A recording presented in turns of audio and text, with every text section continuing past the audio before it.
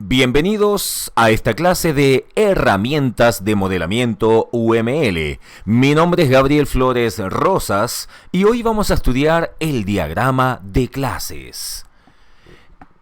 En nuestro estudio de diagrama de clases vamos a tratar elementos tales como su definición, los elementos propiamente tal, la clase y dentro de la clase qué es la tabla, qué son los atributos, qué son los métodos. Además vamos a estudiar las relaciones como por ejemplo de herencia, composición, agregación, asociación y uso.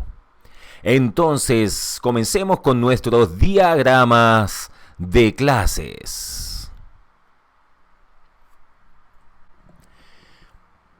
Sabemos que un diagrama de clases sirve para visualizar las relaciones entre las clases que involucran el sistema, las cuales pueden ser asociativas, de herencia, de uso y de agregación.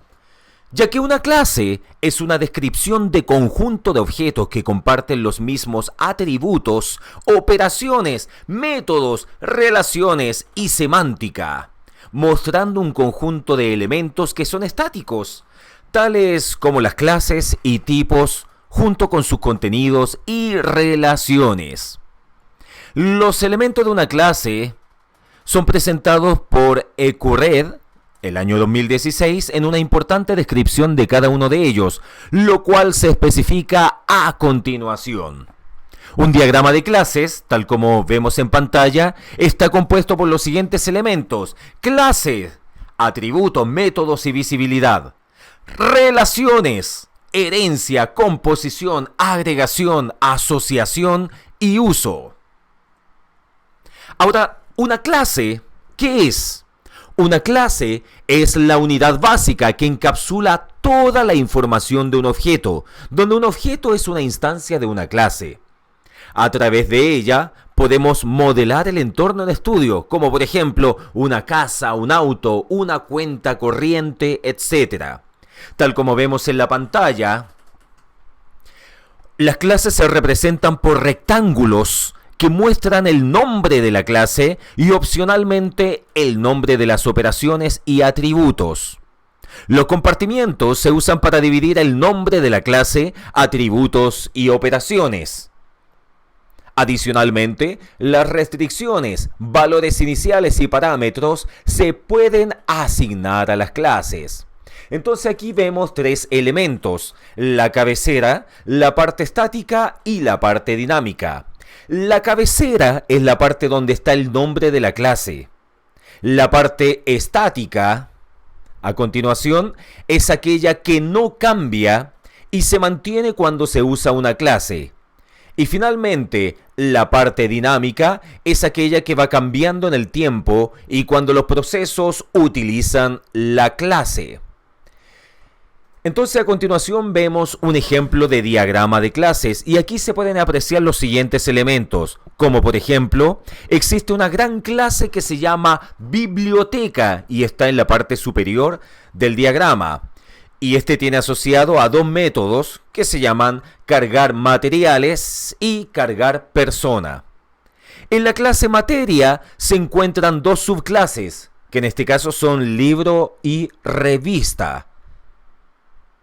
En la clase persona se encuentran dos clases, que en este caso se ve que son las opciones alumno y profesor. La clase préstamo aparece como consecuencia de la relación de las clases material y persona. La tabla. Una tabla es una clase estereotipada. Esto se dibuja con un pequeño icono de la tabla en la esquina superior derecha. Los atributos de la tabla son columnas estereotipadas.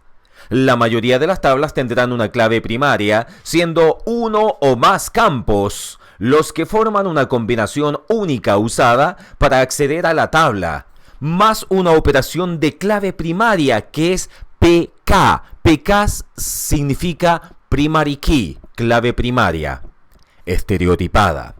Algunas tablas tendrán una o más claves foráneas, siendo uno o más campos que juntos trazan a una clave foránea en una tabla relacionada, más una operación de clave foránea que es FK estereotipada.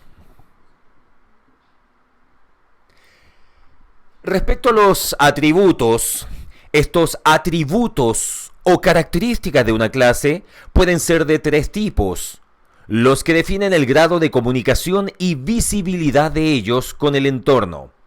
Tal como vemos en la pantalla, tenemos estos tres atributos, que son los siguientes. Número 1, public, con un signo más. Indica que el atributo será visible tanto dentro como fuera de la clase, es decir, es accesible desde todos lados.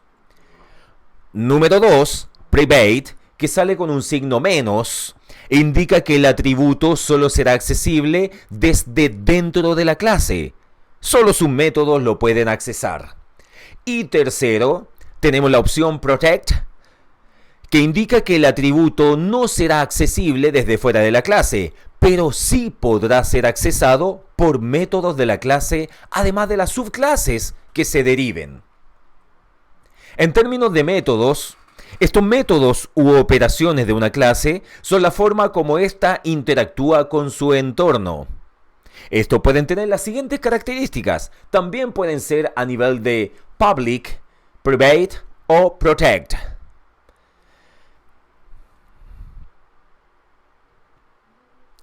Lo cual se puede visualizar también en la tabla inferior. Aquí tenemos, por ejemplo, a la persona, a la clase, tenemos a sus atributos y además tenemos a sus métodos.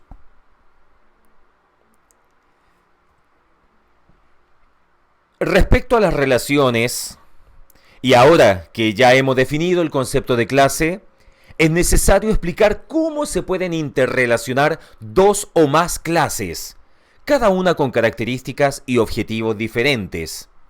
Pero antes es necesario explicar el concepto de cardinalidad de relaciones.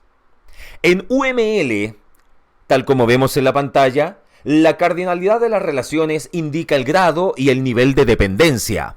Y se anotan en cada extremo de la relación, y estas pueden ser de tres tipos: uno o muchos, o sea de 1 a n, 0 o muchos, o sea de 0 a n, o un número fijo, que lo vamos a denotar con la letra M minúscula. Herencia. La herencia indica que una subclase hereda los métodos y atributos especificados por una superclase. De esta forma, la subclase, además de poseer sus propios métodos y atributos, poseerá las características y atributos visibles de la superclase, o sea, a nivel de public y protect. En el siguiente ejemplo que podemos ver en la pantalla, las clases alumno y profesor heredan todos los atributos y métodos de la clase persona.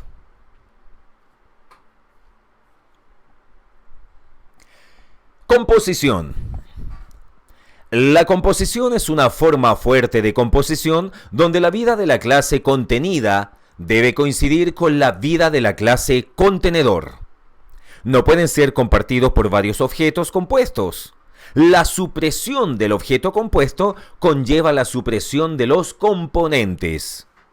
El símbolo de composición es un diamante, tal como lo vemos aquí en la pantalla, colocado en el extremo en el que está la clase que representa el todo, que es el compuesto. Entonces, si vemos el diagrama de la pantalla, se puede apreciar que la empresa, en la parte superior, está compuesta por 1 o n empleados, o sea, 1 punto asterisco, y que un empleado puede pertenecer a una empresa. Agregación. La agregación es un tipo de asociación que indica que una clase es parte de otra clase, o sea, hay una composición débil. Los componentes pueden ser compartidos por varios compuestos de la misma asociación de agregación o de varias asociaciones de agregación distintas. La destrucción del compuesto no conlleva la destrucción de los componentes. Habitualmente se da con mayor frecuencia que la composición.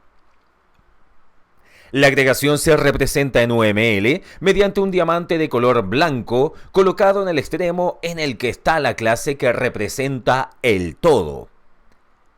Tal como vemos en la pantalla, para modelar objetos complejos no es suficiente con los tipos de datos básicos que proveen los lenguajes. Y para ello tenemos tres elementos: los enteros, reales y secuencias de caracteres, que esto es cuando se requiere componer objetos que son instancias de clases definidas por el desarrollador de la aplicación.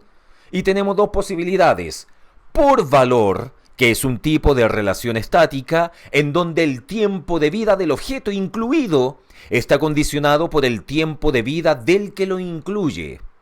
Este tipo de relación es comúnmente llamada composición. El objeto base se construye a partir del objeto incluido, es decir, es parte y todo.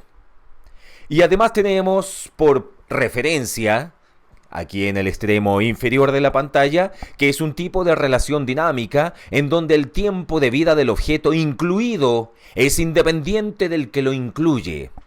Este tipo de relación es comúnmente llamada agregación, o sea que el objeto base utiliza al incluido para su funcionamiento. En el siguiente ejemplo, el contacto pertenece a la agenda, tal como podemos observar en la pantalla. Sin embargo, es una clase distinta. Asociación. La relación entre clases, conocida como asociación, permite asociar objetos que colaboran entre sí. Cabe destacar que no es una relación fuerte, es decir, el tiempo de vida de un objeto no depende del otro. En este ejemplo que vemos en pantalla, la clase mesa y la clase silla están vinculadas por el uso que se les da.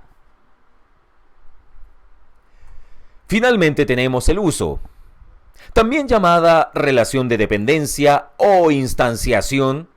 Representa un tipo de relación muy particular en la que una clase es instanciada, o sea que su instanciación es dependiente de otro objeto clase. Se denota por una flecha punteada. El uso más particular de este tipo de relación es para denotar la dependencia que tiene una clase de otra.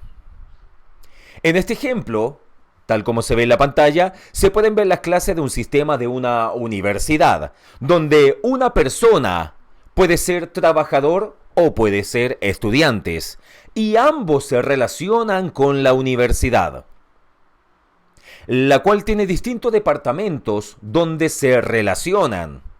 A su vez, hay estudiantes que pueden realizar un doctorado, por lo que un estudiante puede llegar a ser doctor. Los trabajadores pueden ser administrativos o académicos. Muchas gracias.